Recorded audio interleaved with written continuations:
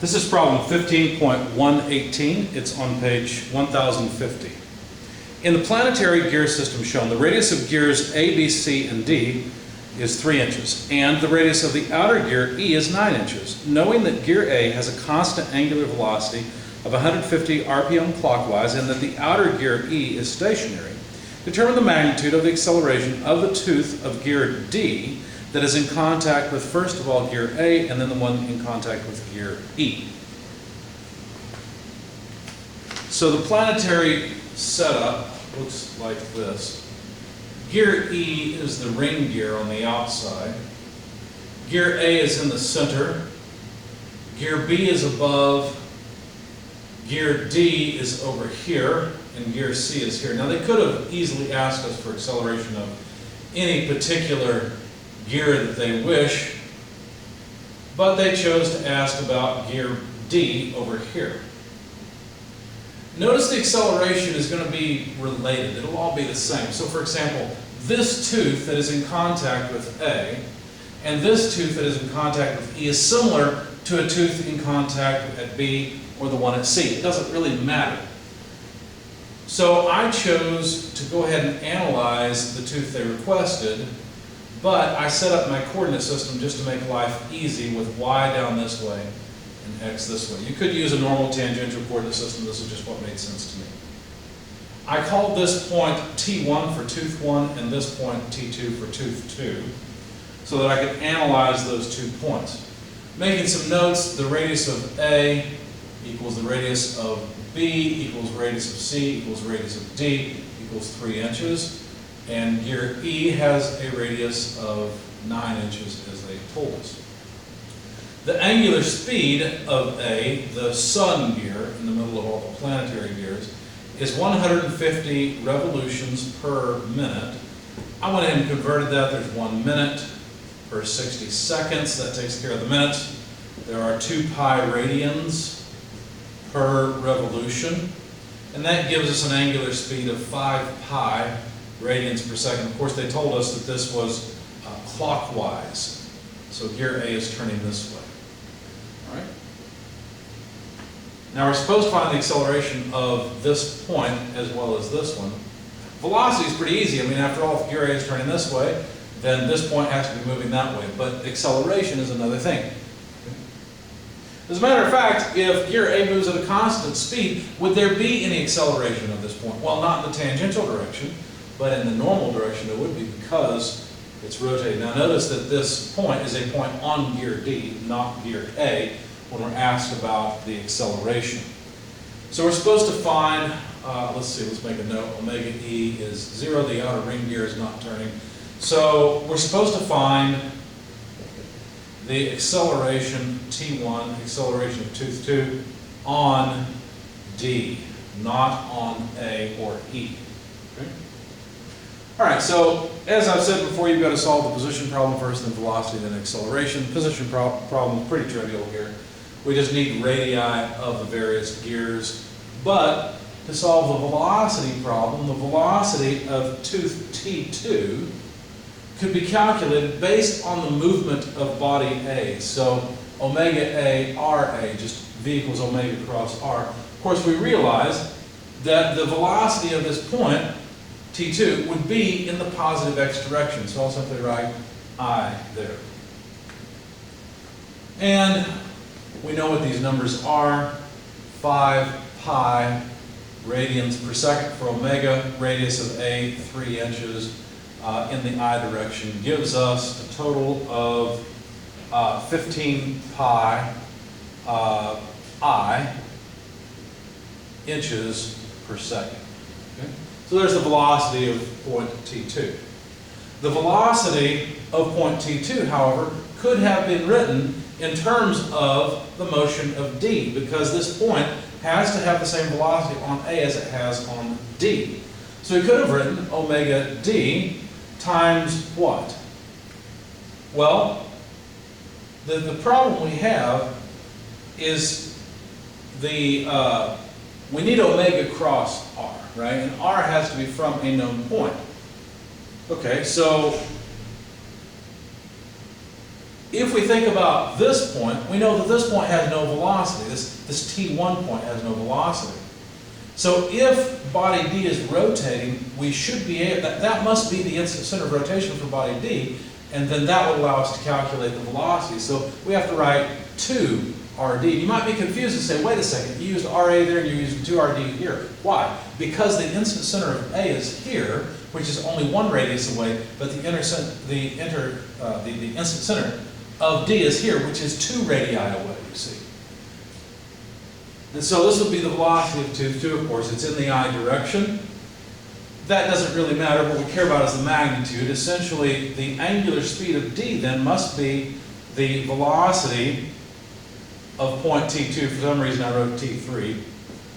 I meant T2. Divided by 2RD. And we already know the velocity of T2. That's 15 pi. Divided by 2 times 3 inches. Of course, these are inches per second. We get back to radians per second. And so the velocity, or the angular velocity of D then, is not the same as that of A. As a matter of fact, it's 5 pi over 2, not inches, pardon me, radians per second. Now let's be careful about the sense of it. If A is rotating this way and D rotates about the center, then it's rotating counterclockwise. So let's just make a note that that is counterclockwise so we don't forget it. Now what about the velocity of D? In other words, the velocity of the center point of the gear. Well, it's rotating about this point, so that velocity would just be omega d RD. Of course, it's moving also in the positive I direction because it's rotating counterclockwise. So we'll just write that. I guess really I'm writing all these as vectors, aren't I? Anyway, so that would be 5 pi over 2 because that's the angular speed in radians per second times 3 inches. Well, let's not use the units, we're not going to use them here. Inches times radians per second would be just inches per second. And so that comes out to 7.5 pi inches per second. There's the speed of the center of gear D, and really as a vector because it's in the I direction. I usually like to put my direction with the numbers and then the units. There we go. Okay, so that's the velocity analysis. We know how all these points are moving in terms of velocity. More particularly, what we really care about is the angular speed of D. We've got that now. Anyway, the acceleration of point D in the tangential direction is what? Well, it would be 0. Why? Well, because the angular acceleration of A is 0. In other words, well, let me be clear here. I'm not saying that the acceleration of point D is exactly 0. I'm saying that the acceleration of this point in the tangential or the x direction, if you like, has to be 0 because A is rotating at a constant speed, so D must also rotate at a constant speed. Okay? Its speed does not change. Yes, its position changes, but its angular speed does not change and remains constant at 5 pi over 2 radians per second. That's one of the reasons we were able to calculate it, right?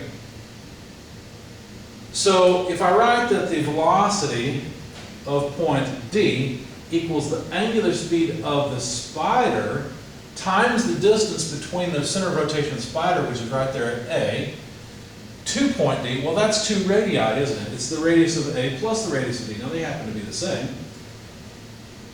But we can now calculate the angular speed of the spider. I thought we were going for acceleration. I forgot that I've got one more speed to take care of. I think I did that in my solution. Anyway, so velocity of point D divided by the sum of the radii of D plus A, or A plus D.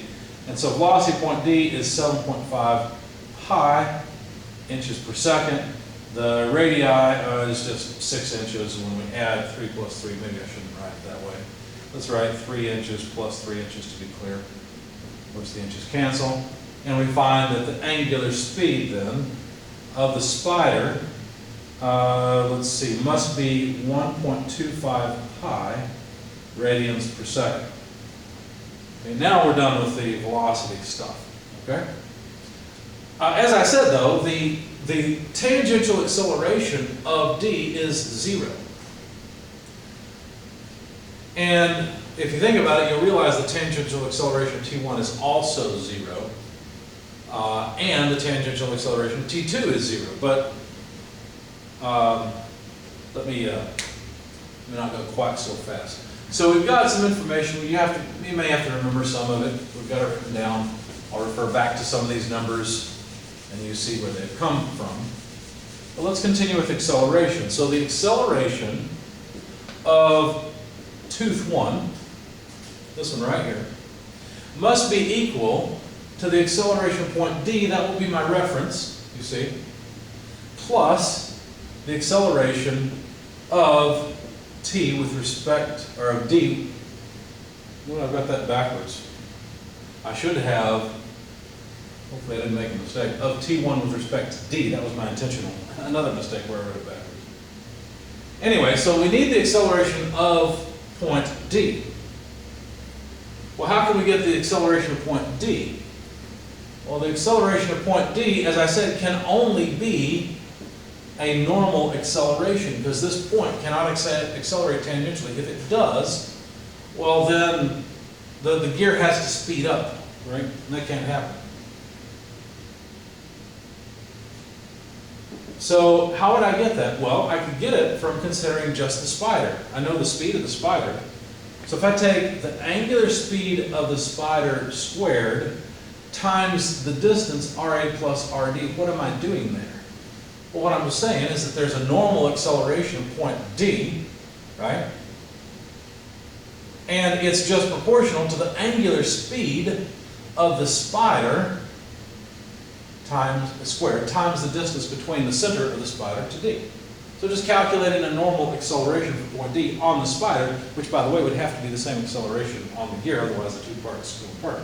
So they eventually have different velocities and that doesn't work.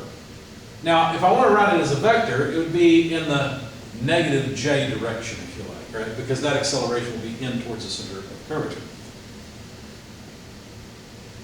So if you plug in the numbers, what you'll find is, let's see, the speed of the spider is 1.25 pi radians per second, quantity squared, times radius of A, 3 inches, plus radius of D, 3 inches, in the negative j direction. This comes out to negative 9.375 pi squared j, and these are inches per second squared. The radians go away for free, and we end up with inches per second squared. So now I know the acceleration of point D, I can plug it in, negative 9.375 pi squared in the j direction. And then the relative acceleration of t with respect to d consists of two parts as normal. A tangential part, which would be an alpha cross r, but wait a second. Alpha would be the angular acceleration of d. We've already shown that the acceleration of d angularly is 0. So let me write plus 0 in the tangential direction, if you like. And then that way I can focus on the normal acceleration, which would be the angular speed of body d squared times the vector between the 2 points. What are the 2 points? T1 and D are the 2 points. Now how does the vector point? D is the reference, right? If D is the reference, then the vector points from D to T1. So there's R from D to T1. Now we know that the normal acceleration of this point will be opposite that vector. So let me just put minus omega d r d t1. Okay? And now it's just the radius of gear d. It's not really anything interesting. It's just that's where it came from. And we have to be careful because this is in this way, which is opposite to the j direction. See? So the acceleration at this point we know has to be that way, and that's why we write negative j. Now we know what the angular speed of d is, and we know that this is just the radius, just the 3-inch dimension. Omega d, it was here somewhere, I think I've probably erased it, but omega d was 5 pi over 2 radians per second, so that'll have to be squared, of course. And that's in the j direction. Both of the components are in the j direction. Now, I think I may have made a mistake because in my solution, I've got a positive sign here. I think it goes back to me flipping these two on accident. I was afraid this might happen. So let's check ourselves and make sure this makes sense. The vector has to go from D to T1.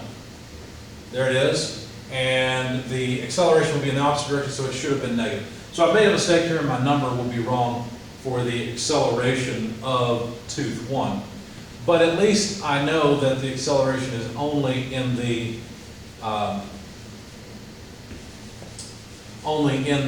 negative j direction.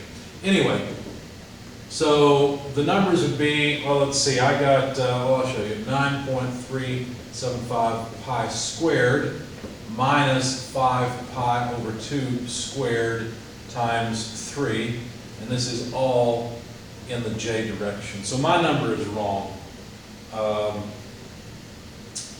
It looks like that this comes out to be twice that, according to my numbers. So basically 3 times 9.375 pi squared is what you should get, whatever that number is. The acceleration of tooth 2 would be, well, we can analyze that from point D as well if we like, because we know the acceleration of point D, plus the acceleration of T2 with respect to D. It looks like I put this in the correct order, so maybe I'll get my signs right on this one. Anyway, we know that the acceleration of D is still negative 9.375 pi squared, that's radians per second, or inches per second squared. And then we need to add to that the no tangential acceleration, just like before, right? Because alpha of D is 0. And then minus omega D squared times R from T2 to D. Now let's be careful here. Let's draw that vector as well. Our reference, well, now I've got that wrong as well, don't I? It should be from D to T2. D is the reference. So D to T2, let's draw that one. That would be this way. So there's R, D, T2. And so when I say opposite to this vector vector points in the negative j direction, so that should end up being positive. And I think what will happen, I think I know what my numbers should be. I think I just flip-flopped them essentially. So we should have a positive term here and a negative term here. So negative 9.375 pi squared minus omega D is still 5 pi over 2, has to be squared times 3 inches.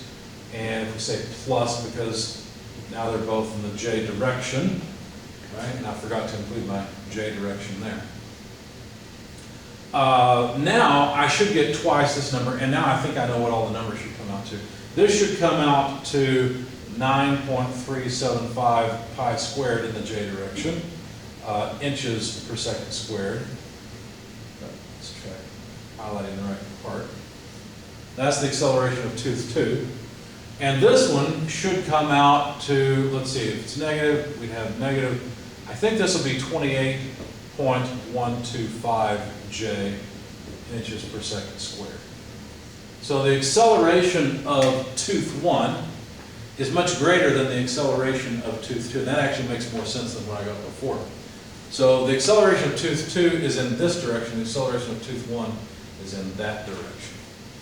Okay? And of course, the tooth 1 has to start moving a whole lot faster than tooth 2. So it makes sense that it has the higher acceleration.